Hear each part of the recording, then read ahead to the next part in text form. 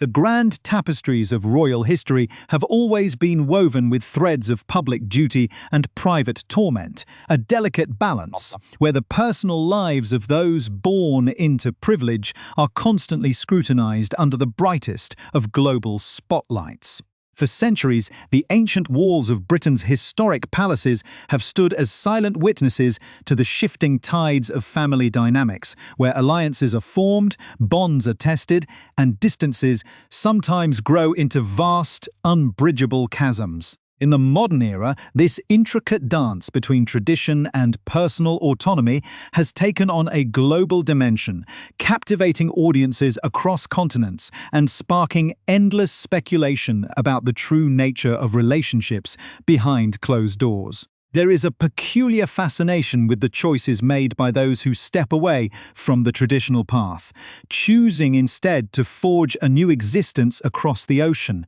far from the rigid protocols and expectations that defined their formative years. This transatlantic divide has created a complex narrative of expectation and reality, where every public gesture, every whispered rumor, and every sudden shift in itinerary is analyzed for deeper meaning. It is against this backdrop of enduring intrigue and emotional complexity that a new chapter is currently unfolding, one that threatens to reshape the public perception of family loyalty and institutional responsibility. Before we delve deeper into the intricate layers of this developing situation, we invite you to take a moment to subscribe to our channel and join our community. Ensuring you never miss an update on the stories that shape our world, the anticipation surrounding high-profile family reunions often carries a unique weight, particularly when the individuals involved occupy such a prominent place in the global consciousness. For months, observers have tracked the subtle hints and formal announcements emerging from both sides of the Atlantic, piecing together a timeline that promised a rare moment of connection and reconciliation. The prospect of a long-awaited gathering, set against the backdrop of significant national milestones and celebratory events, had given rise to a sense of optimism among those who hope to see personal rifts healed. In the quiet corridors of power and within the private sanctuaries of those most affected,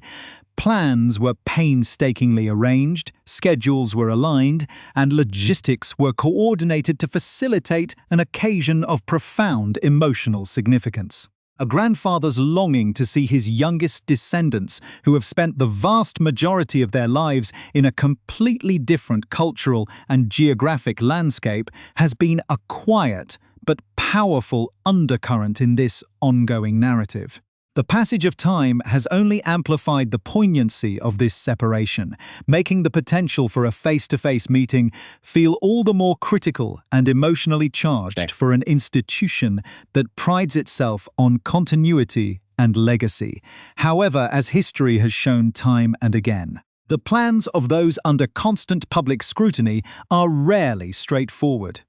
often subject to sudden revisions and sudden reversals that leave the public and commentators alike in a state of bewilderment. The atmosphere surrounding these anticipated travel arrangements has shifted rapidly, transitioning from an aura of certain confirmation to a cloud of intense uncertainty within a matter of days. The sudden modification of schedules and the introduction of complex logistical demands have introduced a level of tension that threatens to overshadow the original intent of the journey. What was once envisioned as a harmonious convergence of family obligation and public celebration has rapidly transformed into a complex puzzle of conflicting priorities and strategic maneuvering.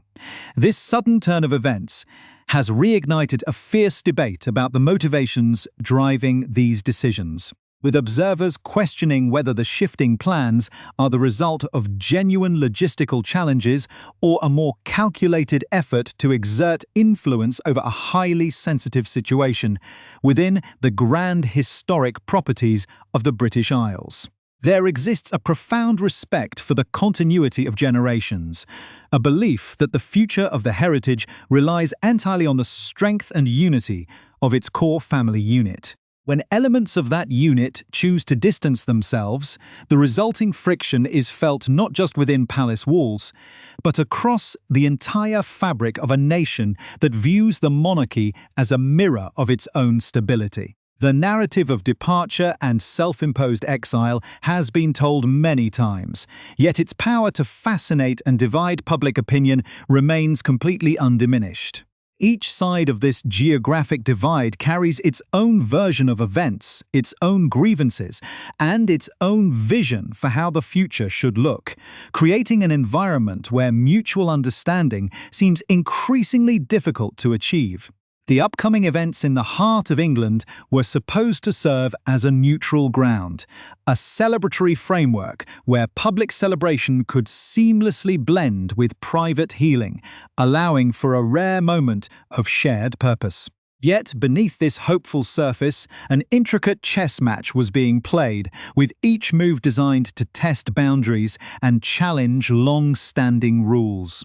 setting the stage for a dramatic confrontation that would soon capture the headlines of every major news outlet. The narrative has become a tangled web of private communications, media leaks, and sudden updates that seem to change by the hour, creating a sense of whiplash for anyone attempting to follow the trajectory of this family drama. The contrast between the public projection of unity and the private realities of strategic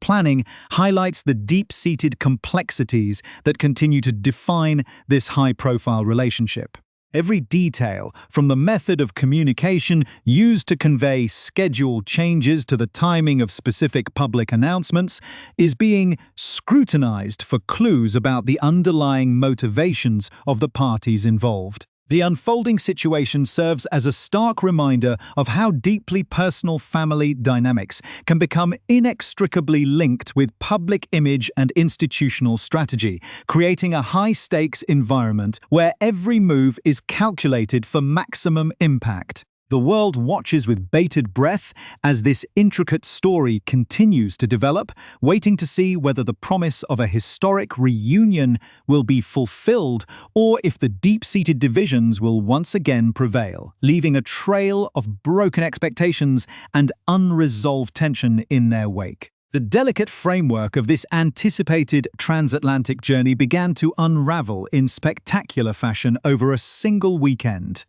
transforming a quiet family arrangement into a highly charged public standoff. For weeks, the narrative had been carefully built around a scheduled return to British soil, a trip ostensibly organised to mark the countdown to the prestigious Invictus Games, which are slated to take place in the historic city of Birmingham. This event, designed to honour the resilience and achievements of wounded service personnel, was meant to serve as the official anchor for the visit, providing a dignified and purposeful framework for the family's brief return. Behind this public schedule lay a far more poignant reality, as the visit would have marked the first time in years that the British monarch would have the opportunity to embrace his youngest grandchildren, Archie and Lilibet, who have grown up far away from the traditional settings of the royal estate. The prospect of this reunion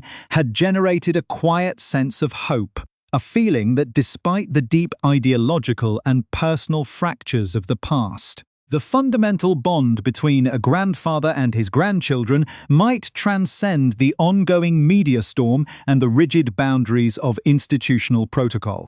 However, the reality behind the scenes was vastly different from the serene picture of family reconciliation that had been presented to the public. The true sequence of events began to emerge on a Friday, when the communication team managing the affairs of the California-based couple distributed a detailed itinerary of the upcoming British trip to a private group. This initial transmission suggested that the logistical foundations for the visit were firmly in place, reinforcing the expectation that the entire family would soon arrive on British soil. Yet, within less than 24 hours, this carefully constructed plan was abruptly shattered when details were deliberately leaked to various media outlets, revealing an intense and bitter dispute regarding the specific security arrangements for the journey. It quickly became clear that the entire trip was hanging in the balance due to a singular,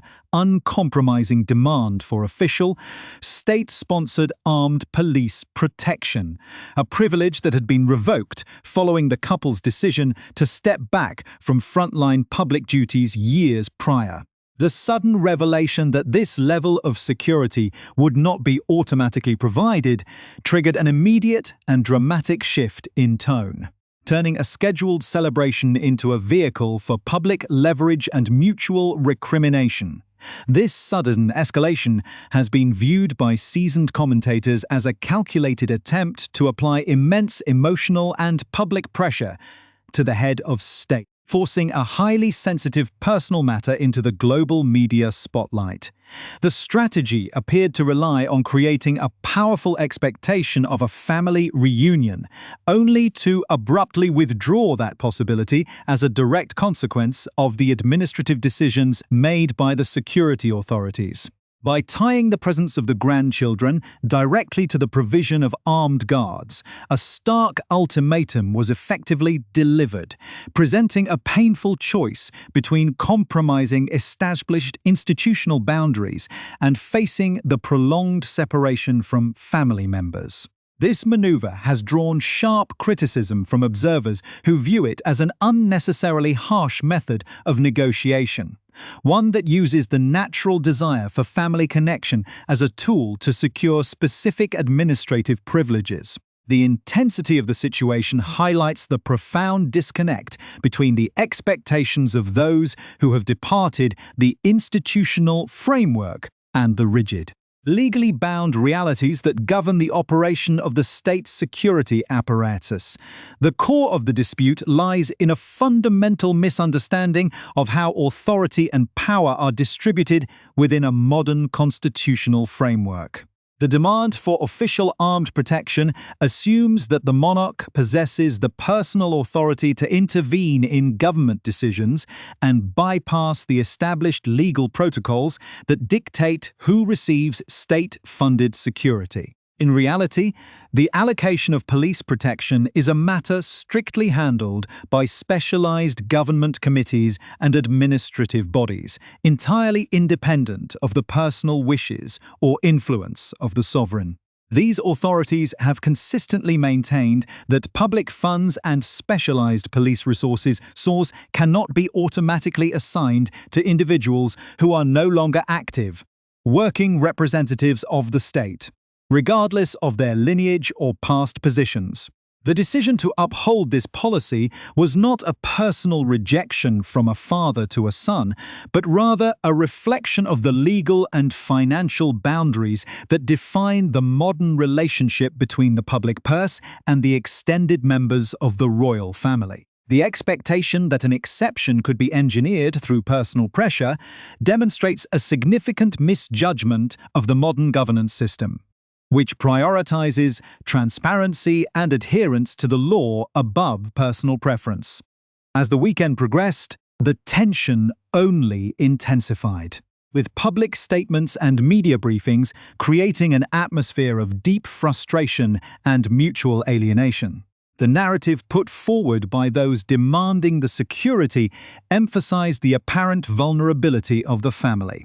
suggesting that traveling without state-sanctioned armed guards would present an unacceptable risk to their safety. This argument, however, has been met with considerable skepticism by a public well aware that private security measures are readily available and widely utilized by high-profile individuals around the world. The insistence on official state protection is therefore seen by many not as a purely practical safety requirement, but as a symbolic quest for status and recognition, an attempt to retain the official markers of a position that was voluntarily surrendered. when it became absolutely clear that the government decisions would not be altered and that no extraordinary intervention would occur, the entire plan for the visit was effectively discarded, leaving the public to process the reality of a deeply fractured family unable to find common ground even for the sake of its youngest members. The fallout from this dispute extends far beyond the immediate disappointment of a cancelled visit, touching upon the long-term perception of loyalty, duty, and respect within the public consciousness. For a nation that has watched this ongoing saga unfold across various multimedia platforms, from explosive memoirs to extensive documentary series, this latest episode represents a particularly difficult chapter. The consistent criticism directed at the institutional framework over the past 6 years has created a deep reservoir of resentment among those who value tradition and continuity, making this sudden reversal feel like an intentional act of emotional disruption. The contrast between the global platform enjoyed by the departing couple and the quiet, dutiful endurance of those who remain within the traditional structure has never been more pronounced. As the dust settles on this latest round of public disagreements, the prospect of a meaningful reconciliation appears more distant than ever, replaced by a cold reality of strategic distance and unresolved grievances that continue to cast a long shadow over the future of the family dynamic. The total breakdown of this highly anticipated visit represents more than just a temporary disruption in a family travel schedule. It marks a significant, permanent hardening of the boundaries that define this historic transatlantic separation. To fully comprehend why this specific incident has caused such deep resentment across the British public, one must look at the broader context of a nation navigating a period of profound institutional transition and renewal. The modern head of state operates under an unwavering commitment to transparency,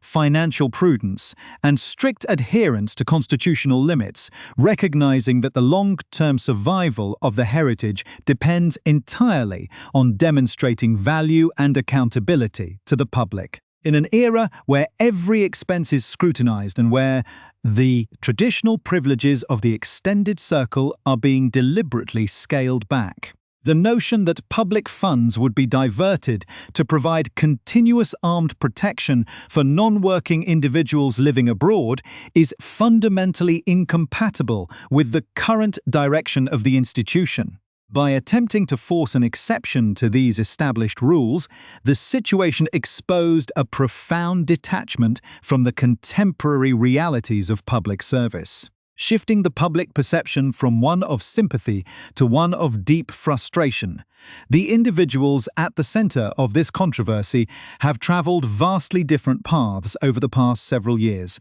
leading to a profound divergence in their understanding of duty and public image. The sovereign has spent decades preparing for the immense responsibilities of governance, developing a deep respect for the legal frameworks that separate personal desires from official administrative actions. Those who know the monarch describe a person who is deeply saddened by the ongoing estrangement from his grandchildren, individuals who have not been seen in person by the wider family since the historic celebrations of the late Queen's Platinum Jubilee. The children themselves, growing up in a completely different cultural landscape, are unfortunately becoming completely disconnected from their ancestral roots, a reality that adds a layer of quiet tragedy to the ongoing legal and administrative battles. On the other side of this dispute, the choice to continuously utilize global media platforms to voice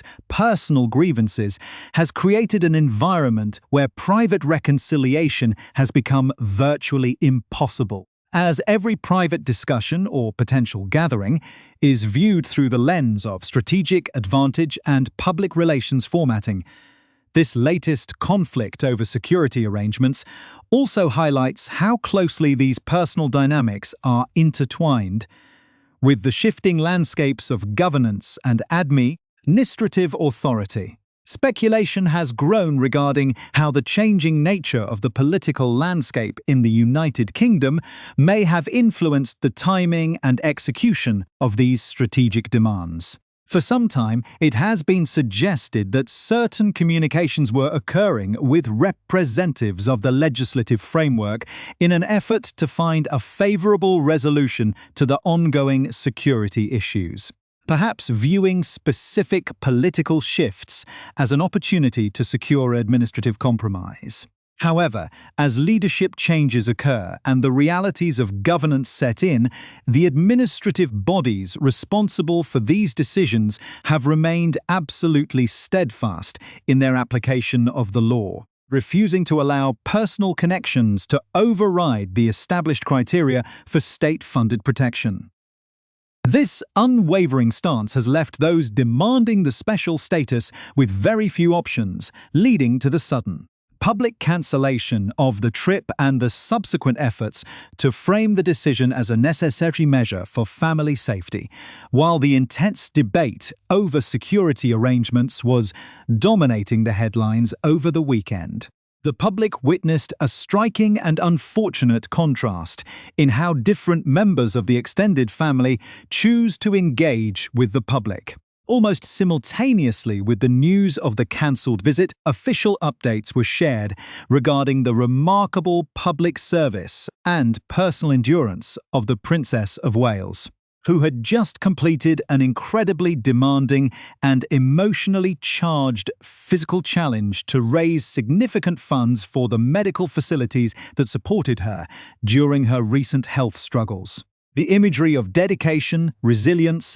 and genuine connection to public service resonated deeply with a population that values quiet devotion to duty above all else. This profound moment of national unity and respect was almost immediately followed by a series of highly synchronized commercial announcements from across the Atlantic, promoting high-end consumer goods and lifestyle products. This unfortunate timing was viewed by many as a jarring demonstration of a completely different set of priorities, where the solemnity of public service is frequently overshadowed by commercial interests and the relentless pursuit of personal brand promotion. The long-term implications of this latest episode are likely to resonate for years to come, further cementing a sense of permanent division that many had hoped might eventually be resolved through patience and mutual respect. The persistent efforts to challenge the boundaries of the institutional framework have instead resulted in a profound loss of public goodwill, leaving little room for future compromises or shared family celebrations. As the plans for the upcoming events in Birmingham proceed without the presence of the full family, the occasion will serve as a stark reminder of the immense cost of this ongoing separation. The narrative has evolved from a story of personal independence into a complex case study of institutional resilience, demonstrating that the rules and traditions that govern the state will ultimately prevail over personal influence and emotional pressure. The world continues to watch this unfolding history, recognizing that the choices made during these critical moments will forever shape the legacy of this generation, leaving an indelible mark on the historical record of a family divided by geography, ideology, and the unyielding demands of public life.